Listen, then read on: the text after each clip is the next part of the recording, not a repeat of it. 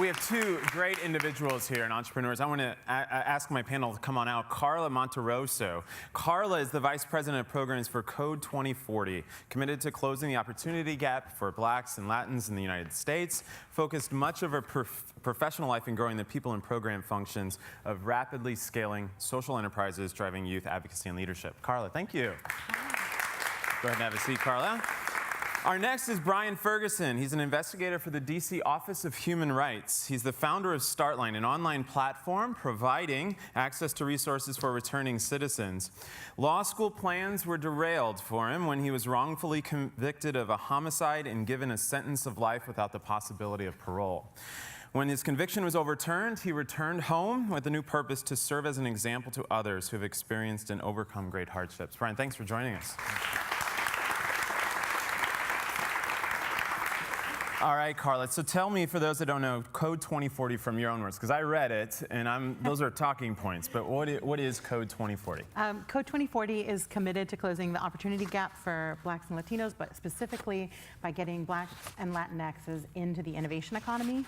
It's one of the largest growing segments of our economy, so it's important that we become producers in addition to being consumers of all of that. In particular, when it comes to entrepreneurship, we have an entrepreneur in residence program where we friends and family fund. A lot of Black and Latinx entrepreneurs do not have access to that initial round of capital because of the wealth gap in the country, and so we give $40,000 to 7 different entrepreneurs across the country. Next year it will likely be 8, and then bring them together in cohort-style models and give them access to networks that they would just not regularly have access to. What's the biggest challenge you're having right now in doing this work? I'm sure there's a lot. There is quite a bit. So I would say that there is a narrative around Black and Latinx success, right? So that is very ground in. When people think of who is successful, they are not thinking of faces that look like mine. They are not thinking of faces that look like my entrepreneurs. And they have incredible ideas that are not getting funding.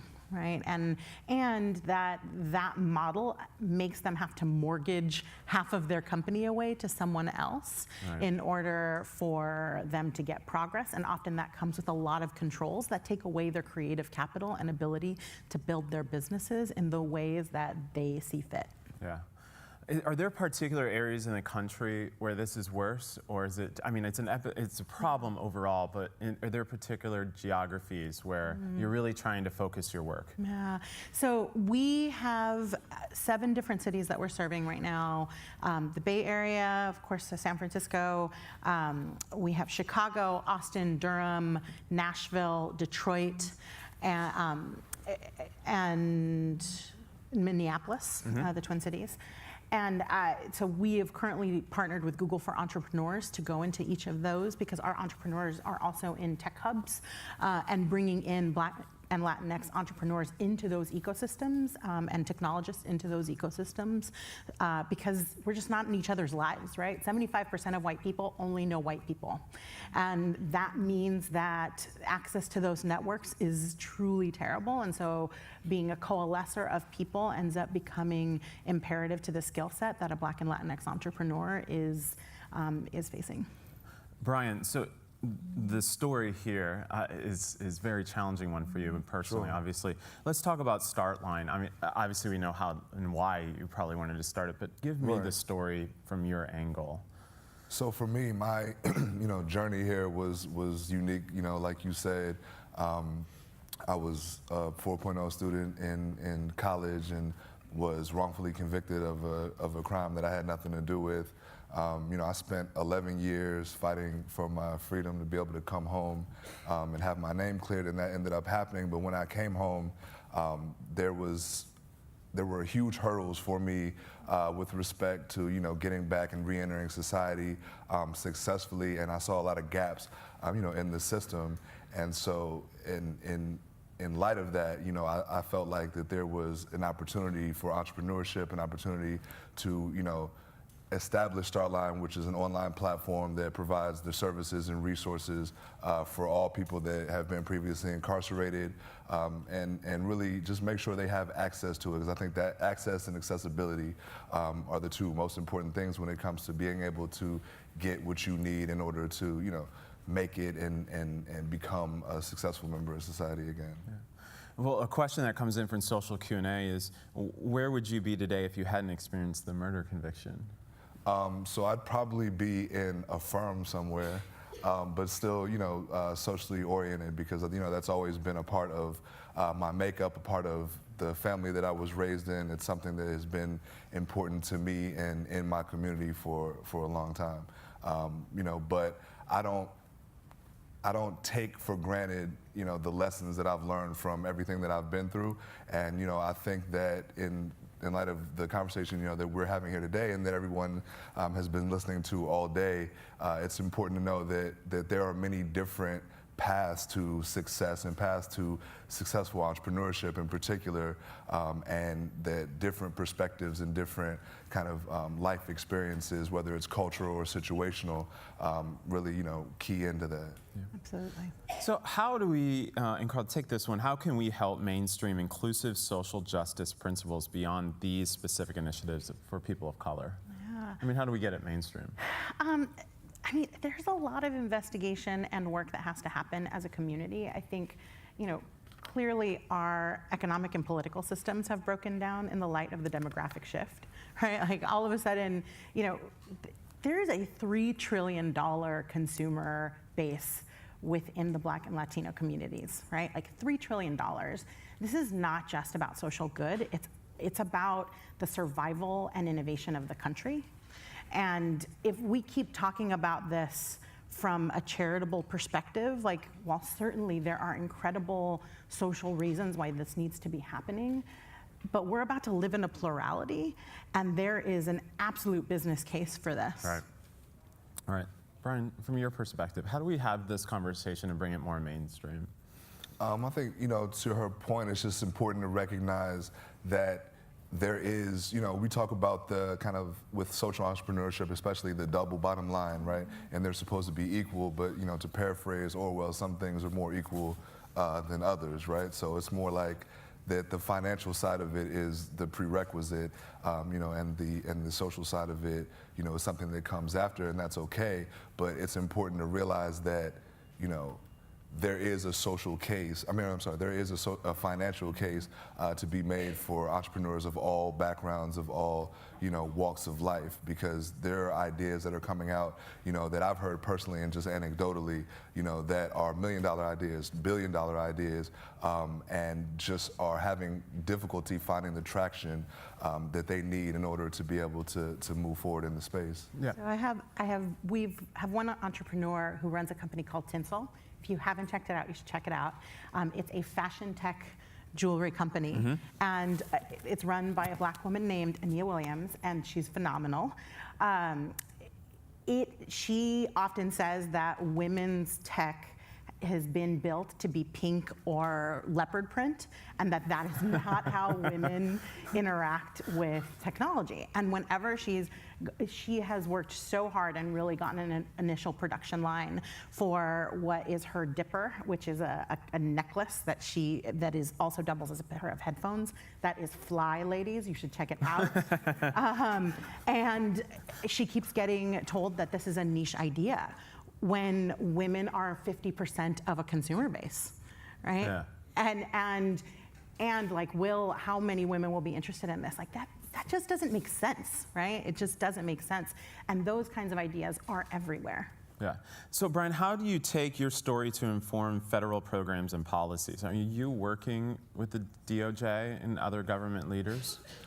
So, there are connections that I've been able to make, and again, this goes back to the exact point of social capital, that people need access to the networks and to, the people in their space, in their arena, that can help them along with what they're doing, and it can be a mutually beneficial situation. So I have been in contact with people from the DOJ, specifically, the head of all federal probation officers, to be able to kind of bring them in to use what I'm creating as a tool for all of the probation officers throughout the country. So that is, moving forward, and we're very, very happy to do that, or to have the opportunity to do that.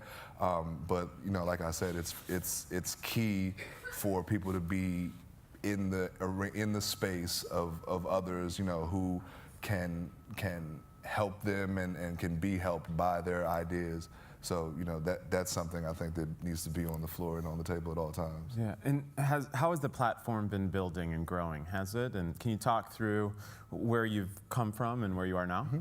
So we have everything set up as far as the networks and the contracts that have been kind of written out as far as who would be the usership from both the returning citizen side and from the, I would say, the people that would service referral people that would, whose job it is to make sure that people, that are returning home from having been incarcerated have everything that they need, the probation officers, parole officers, social workers. And we've had these talks and these collaborations nationally in almost every major city in the country. And so what we're doing now is actually creating the platform. So we're going through kind of the technological founder search. And so once that's created, it's a situation where this particular population, this particular issue, it needs to be, up and running as soon as it touches down, because a lot of online and technology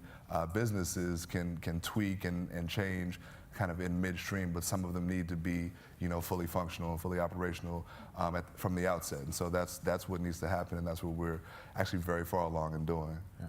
So, question for you, Carl. What's your model like for Code 2040? And is the $40K a grant or an interest-free loan? And how do you ensure sustainability? That was the top one, like 3 questions. It could have been all 3 the other way. So what's the model like at Code 2040? So it's a grant, like we give it out as an investment. We take no equity from the entrepreneur itself. And Code 2040 looks for and approaches a lot of this through what is the earned revenue model that we can build. We've been really looking for that through our entrepreneurship lens. Our other programs actually have pretty robust earned revenue strands within them because it's really important to be self-sustaining. I think we have another program, our Fellows program, which is an internship program for young people that is based through and pretty much covers itself. Yeah. So this is the top next question, which is I'd like to get both of your responses. Black and brown people have always been entrepreneurial, just visit neighborhoods. What's so different in what you're doing? Mm-hmm. Go ahead. So I would say the expansion of that's very true, that people with, in underserved communities are necessarily entrepreneurial because sometimes the opportunities there for them are less, and so they have to be creative with how they, earn money. But expanding that, to where they can serve and be served by broader populations and have their ideas and whatever they're presenting or whatever they have to be taken in by the general public as opposed to just a particular neighborhood. And that's great, to have the support of your particular neighborhood, but other people can benefit from, what people are doing and what they've come up with. And so being able to expand that is really more of the issue now as opposed to, the idea has always been there. It's just getting it to, to a broader audience. We produce valuable goods, right? Yeah, we produce absolutely. really valuable goods, and those goods don't have to be just purchased by our own communities, and often those ideas are taken from our communities and sold in mass from entrepreneurs in ecosystems that have access to way more capital. So what does it mean to be able to be a producer and allowed to have the kind of economic and social capital that allow you to truly be an architect of the economy of tomorrow? What do you say to somebody that comes to you, no money, great idea, and says, what do I do first? Yeah. Well, I think one is, how do you bootstrap that initial part of what you do? Like, I don't think necessarily that the VC model has to be the model that Black and Latinx communities are a part of. Like, I don't I don't think you need to give away a part of your company in order to be able to do that. And how do you build traction and a user base and serve people in a way that gets you money back, right? Like, how do we value our products enough to sell them in a way that befits them? And that initial traction will end up really helping you out, and the networking piece. Like, we have to network in a lot of different environments, even when it's uncomfortable, even when we don't know anyone in the room. Yeah, do those networks exist? I mean, are there natural, Sarah had talked earlier about, one of the things they have done is to create networks, and through all the work, Be Fearless and so on. I mean, are there natural networks to learn?